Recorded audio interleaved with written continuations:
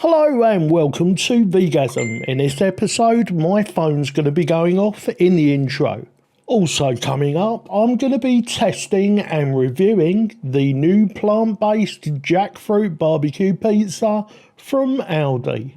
So cooking this pizza really couldn't be easier. Just grab it out of the freezer, throw it in the oven. In and around 18 minutes, you're going to get a pizza out ready to eat that looks a bit like mine. In the UK, this pizza retails for about £1.75, and when you compare this to a lot of the mainstream takeaway pizzas that are out there now for the vegan community, I have to say that, I'm sorry guys, but your days are numbered. So I thought I'd add this in like a little bonus bit for you gluten-free weirdos out there. And my local Aldi store stocks these Eat Real veggie straws.